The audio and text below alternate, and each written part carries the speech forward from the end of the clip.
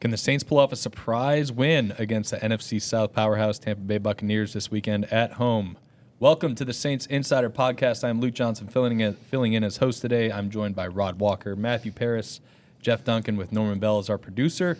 We are going to dive into the Saints' first division matchup of the season against the Tampa Bay Buccaneers this weekend. The Saints are 1-6. I have that right? Yeah. 1-6. Looking for win number 2 on the season. Tough one coming in. The Tampa Bay Buccaneers have been one of the best teams in the NFC this season. Baker Mayfield is making a case to be the MVP.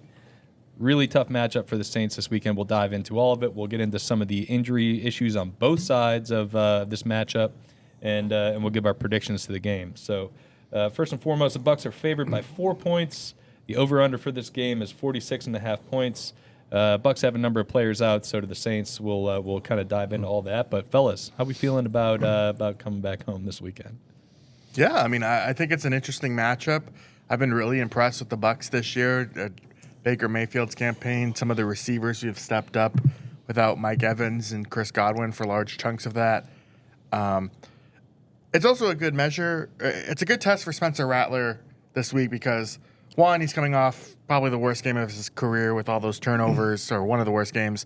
And then the Bucs were his first start a year ago. So it's kind of a nice full circle moment for him to see how much he's improved against one opponent. Does he play a lot better? You think about Clint Kubiak rolling him out over and over. They don't really do that with Rattler anymore. And so it's I'll be interested to see just how he performs against a team that gave him a lot of trouble in the second half of his first game a year ago. Yeah, and we've heard Kellen Moore say over and over about these young quarterbacks, and they're going to have their growing pains. They're going to have, they're going to throw picks. They're going to have bad games. This is the perfect one to see how he bounces back from it. I think it's an important one for him. Honestly, I think he needs to play well. I don't think he needs to win the game, but he can't have a repeat performance like he had in Chicago, I don't think. Yeah, it's been a division game. I mean, those are always a little bit tighter, it seems like, just because the teams are so familiar with each other. So it'll be interesting to see how that plays out. The Saints are. I talked to Justin J-Mac, their PR guy. He did say this is the latest they've ever played a division opener. So that's kind of interesting that this late in the season and they haven't played one yet. So Spencer said earlier that this is the only team in the division he's played, which I guess wow. that is true, but it's kind of interesting. He's going to get 3 games against the Bucs before he plays anybody else. All right, I remind you that Saints Insider is sponsored by Bank Plus. From small business to big business, home loans to bank anywhere technology, Bank Plus is here for New Orleans. New deposit customers can reach out today to learn about incredible rate specials. Learn more at bankplus.net. Member FDIC, equal housing lender. Before we get into the matchup, let's take one last look at these injuries the Saints are dealing with. Erik McCoy out for the season with a torn bicep. Kendre Miller out identifying protections. Tell us about Luke Fortner, who's going to be starting in his place. Yeah, I mean, he's a 4-year veteran. He started his first 2 seasons, all 17 games, has a lot of center experience. And I think that's kind of why they went with him over Torricelli Simpkins, who's an undrafted free agent. Simpkins played center in the preseason. I thought did a good job considering his lack of draft status. But they traded for Fortner in August. They sent Colin Saunders to Jacksonville, and they're going to go with the veteran. And I think that's still to help Spencer Rattler. Like Kellen Moore was asked, do you put more on Spencer Rattler's plate with McCoy not being there?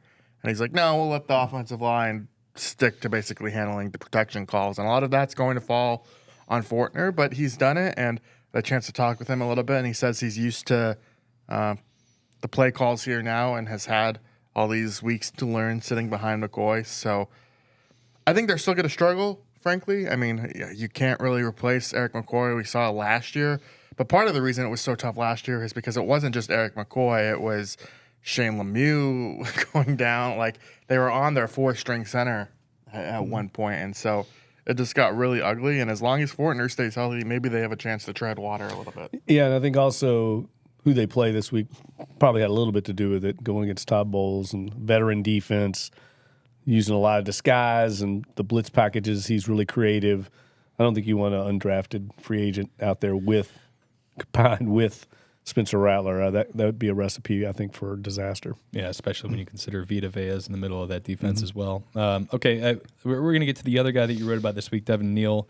We've got some for even bringing up that before they're even talking about his ability as a runner. Yeah, they've all you ask anyone about Devin Neal, and people will say how smart he is.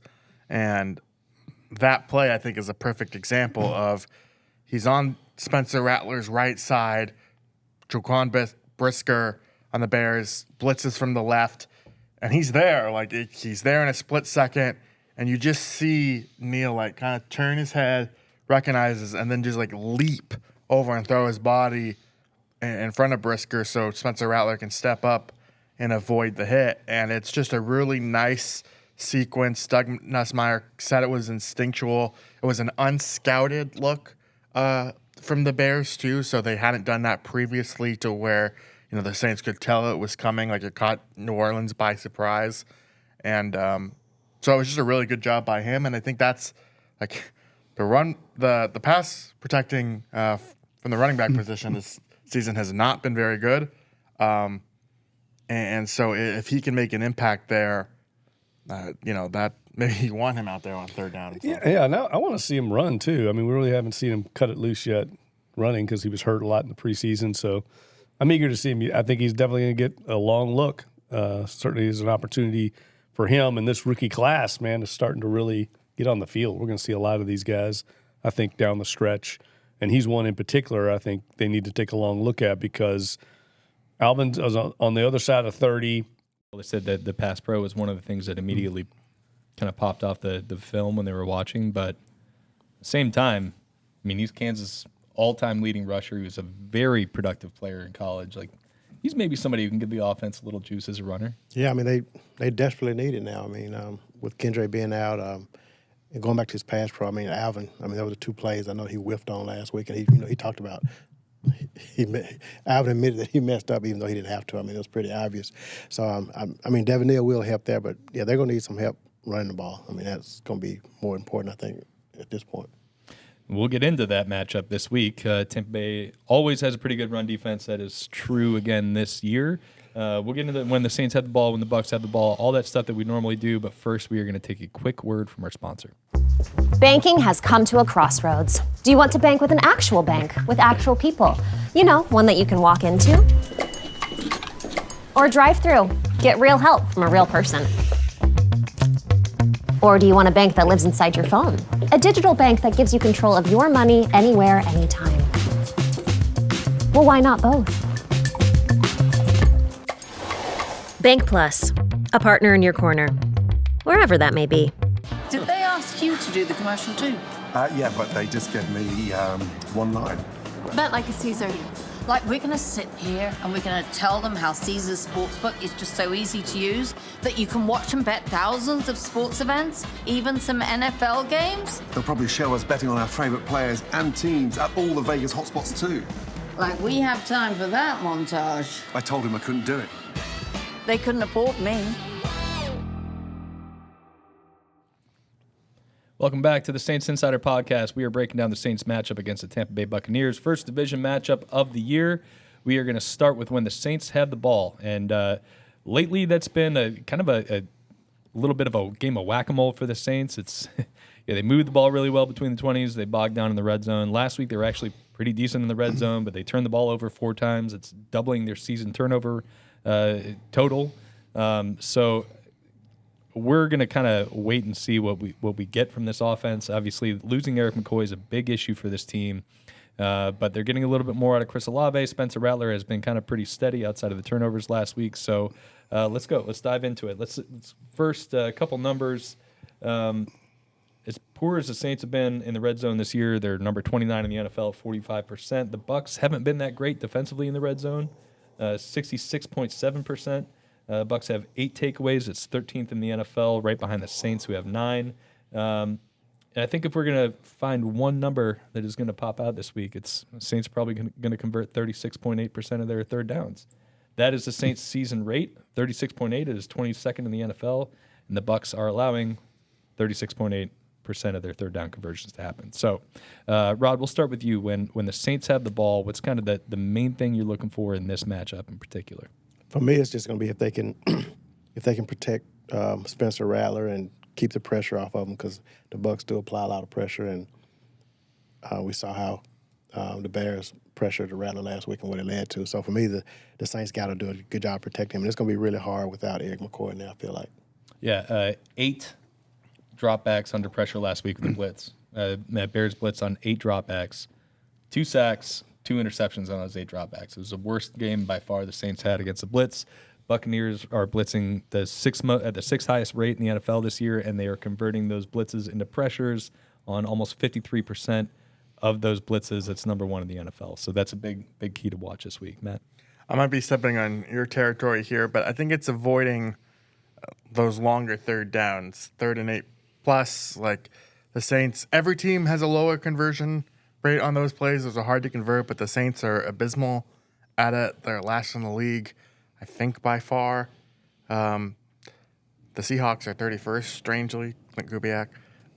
But you just got to get more in 3rd and manageable. The offense is okay, and how do you get in 3rd and manageable? You got to be efficient on 1st down. You got to start running the ball better than they have been. Like outside of the Buffalo game, the rushing offense has just not been very good. And so I think you just got to get back to that and try and have, like, I know the Saints talked about wanting to get more explosive plays and stuff, but this is actually a game I think you need 10, 12 play drives just to keep the Bucs off the field, and then also just get the offense going a little bit. Yeah, and I'd like to see, the one element of the Kellen Moore offense we haven't really seen a lot of is the screen game. Yeah. It seems like they don't really throw a lot of screens at all, and that's something that Alvin is very good at, and we've seen his struggles in pass protection. I think people around the league know. I think Dennis Allen certainly knew that Alvin's not great or somewhat disinterested in pass protection, and they came after him when he was in the backfield. Get him out on the route. That's where he's dangerous in space, and it's actually where the Bucs have struggled. I mean, Jahmyr Gibbs ran wild through them the other night.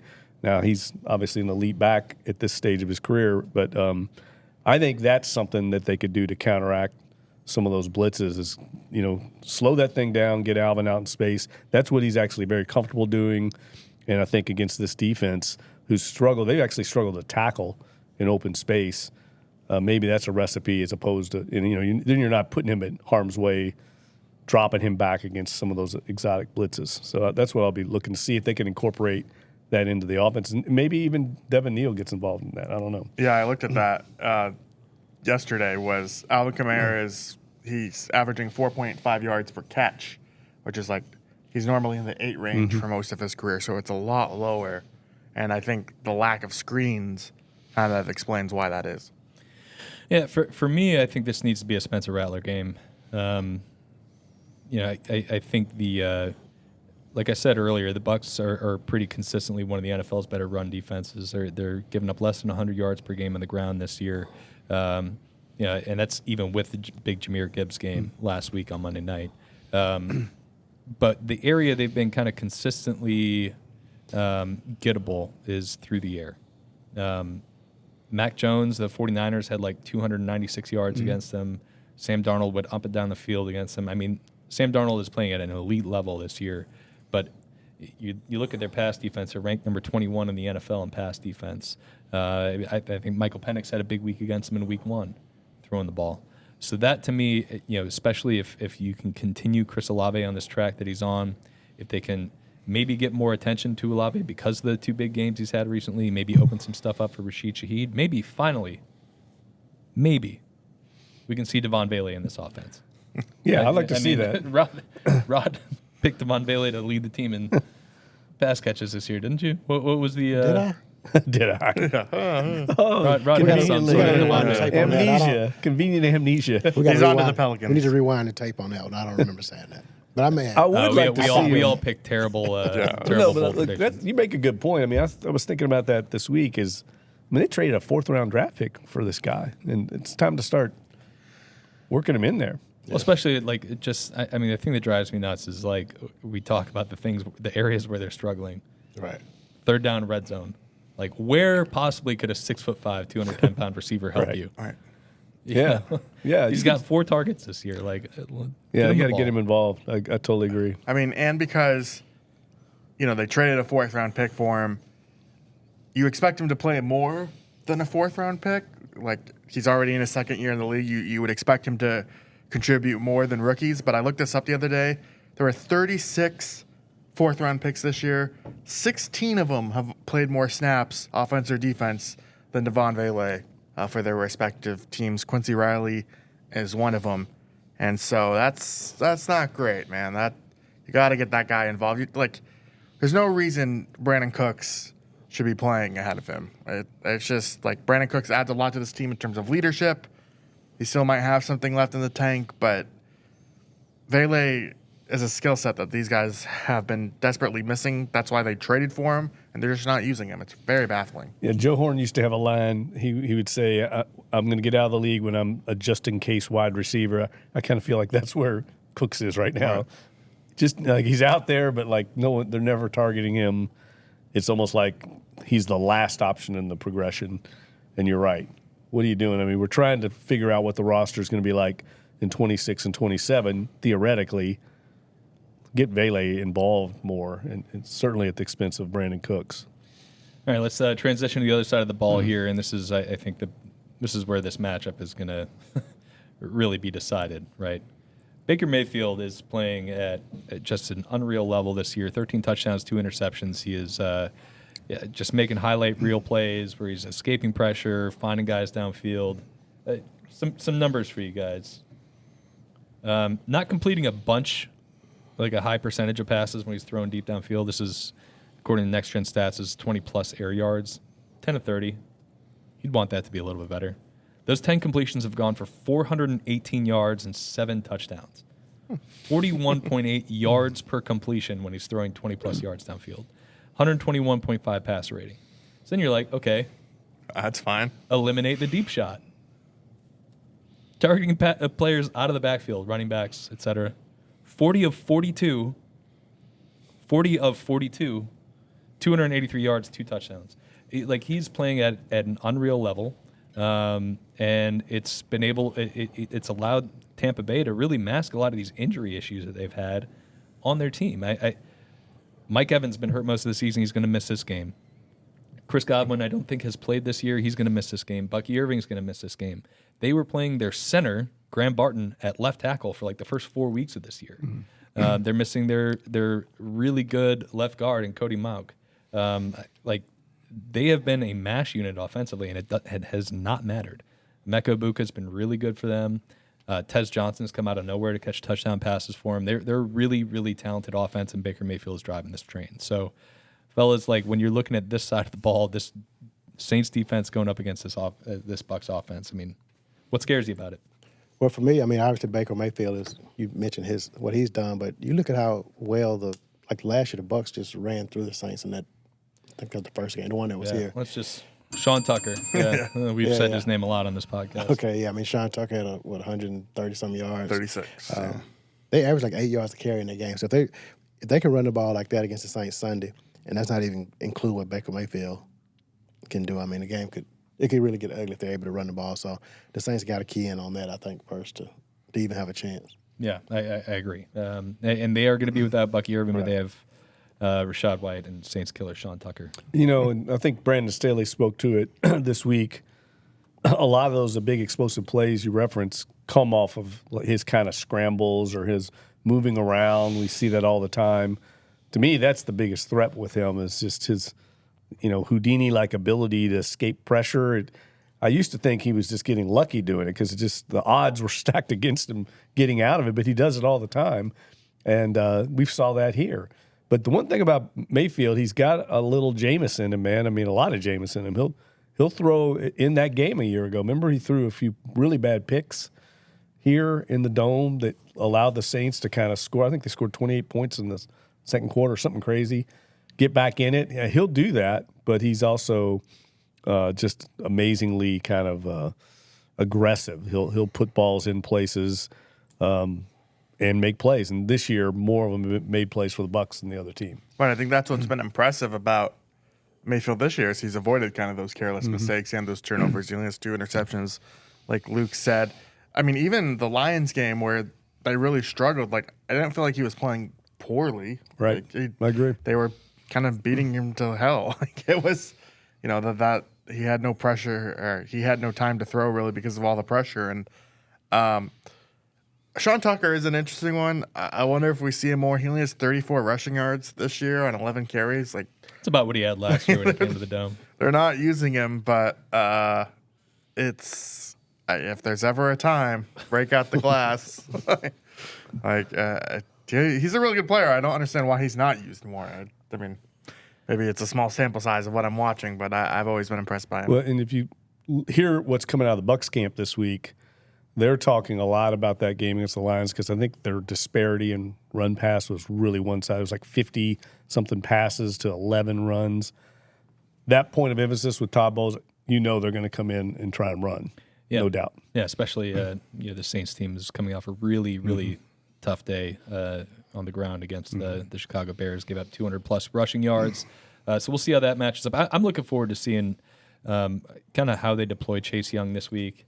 See if they try to move him around and not have him go up against Tristan Wirfs the whole time. Chase, I think in 2 games, has been a pretty disruptive player.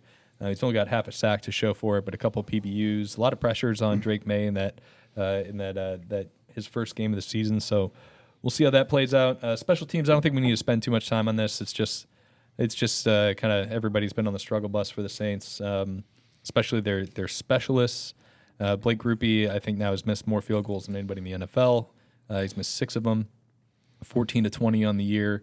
And it was an interesting conversation point yesterday talking to special teams coordinator Phil Galliano, and it's just like, look, the miss he had in Chicago, in a lot of other situations, you could just kind of wave it off, be like, it was 53 yards, it was windy, it was cold, it was, the field was wet, all that stuff, all those elements, it makes it a really hard field goal to make. But when you've already missed 5 in the first 6 games of the year, it starts to be magnified a little bit. So, and he's not the only one who's struggling. Kai Kroger, what was the stat you pulled up earlier today in our group chat? Yeah, he's last in the league in net differentials, right? Net punting. Last in the league in net punting. I mean, it's just been, it just frankly has not been good enough on either side of the ball or on either side of those specialist, performances. So we'll see if they can bounce back. I mean, I think if Grupe continues to struggle this week, I mean, you're probably looking at other options, right?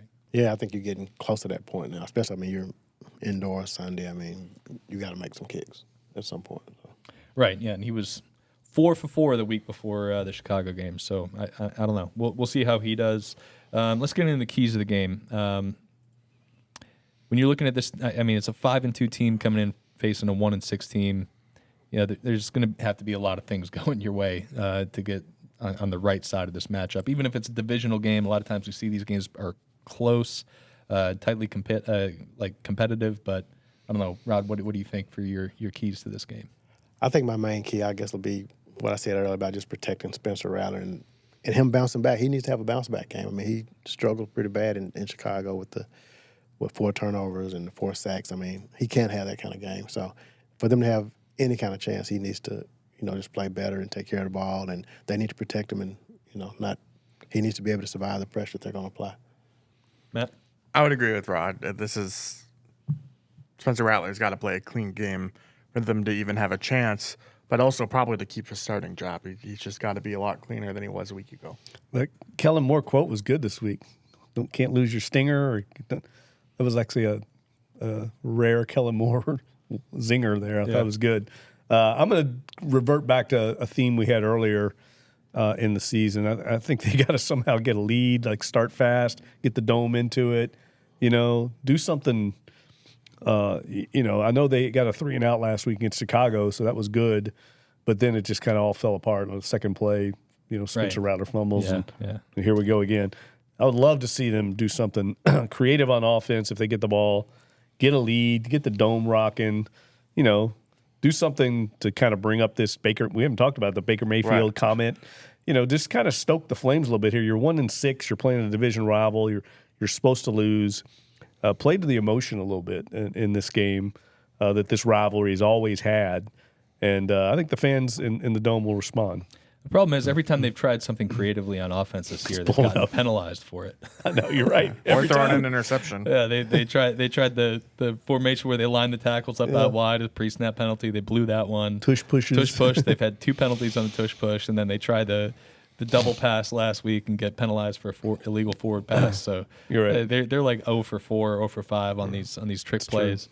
Or the Chris Olave, fairly Pass, special interception. to Spencer Rattler through an interception. So hopefully, they find the good creative plays. Yeah, that'd be fun.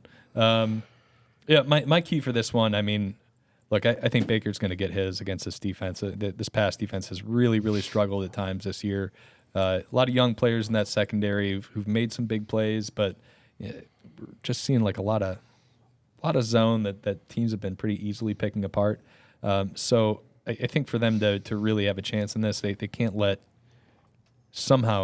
Baker just extend the hell out of every play, which is like what we've seen him do against the Saints over and over and over again. He's 3-1 against the Saints, and a lot of those are just like last year. I think he converted like 4 3rd and 10 plus against the Saints on scrambles.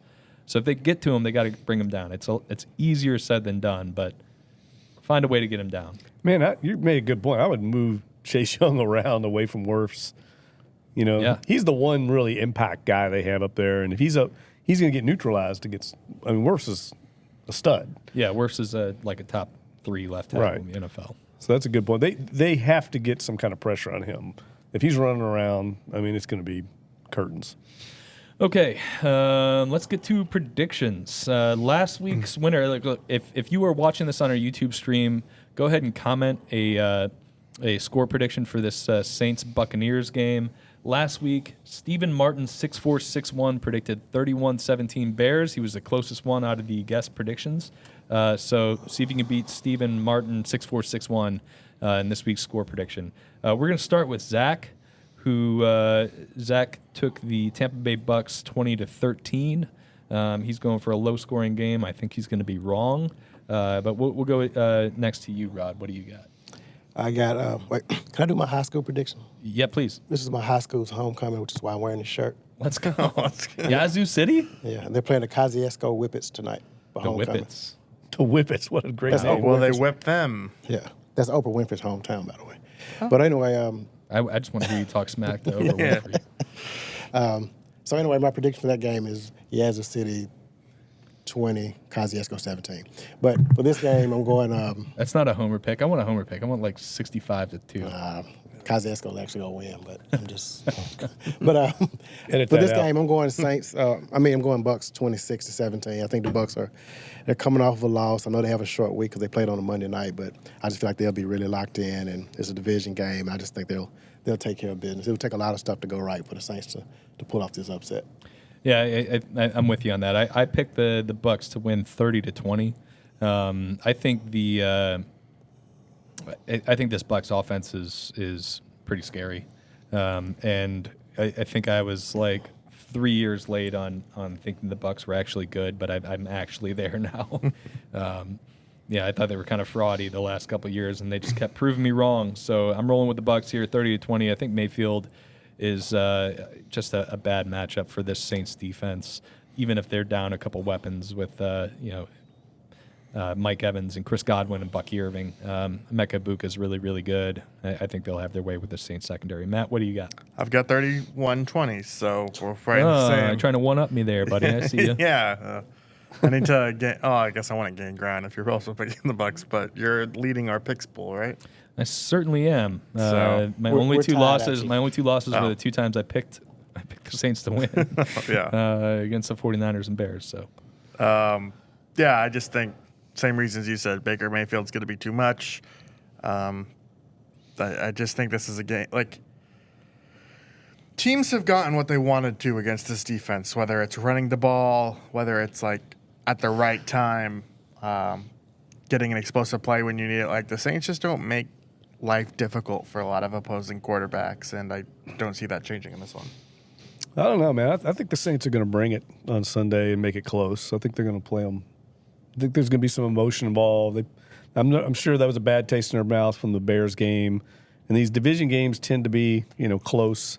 So I think I picked a 21-19, which is random because the Saints have scored like 19 points about 4 or 5 times in the last year and a half. I don't know how they've gotten to that. But I think it's going to be closer than expected. I think some of those defections on their, some of the attrition is going to take its toll on their offense. It'll be a little more low scoring. Norm, who you got? Wait, you came close to picking the Saints, right? Yeah. Well, here's what's going to happen. 17-16? 21-19 Bucs. The Saints were going to get ready to kick the field goal to win by 1 like I normally pick, but they don't get it off. Kirby missed. They don't even get it off. Yeah, they don't even get it off. So that's what ends up being 21-19. Wow, if that comes true, I know. I'm going to share the hell out of that clip. Clancy's dinner. Norm, thumbs up, thumbs down. What you got? Kind of stealing my thunder. I have 24-21 Saints. Blake Groupie with the winner. 24-21 Saints. Blake Groupie with the winner. You heard it here first from Norman Bell. He is Mr. Optimist over there. We love it. Look, if you're with Norm, put it in the comments. And if you're in the comments, go like, subscribe to our YouTube feed. You can listen to us on Spotify. Listen to us wherever you get your podcast. We appreciate you. Thank you very much. We will be back Sunday with a post-game show from the Dome. All of us will be there. You can see our smiling mugs talking to Zach Ewing, who's going to host that show. And look, if you were interested in learning more about how this Saints offense has struggled, you can find my story later over at NOLA.com. We got a bunch of good stuff. Jeff is going to touch on this heated rivalry with Baker Mayfield's comments about how he hates the Saints and he thinks they're a dirty team. You can find all that stuff over at NOLA.com. We appreciate you all for listening, and we will catch you all later. It's a late kick. Don't forget.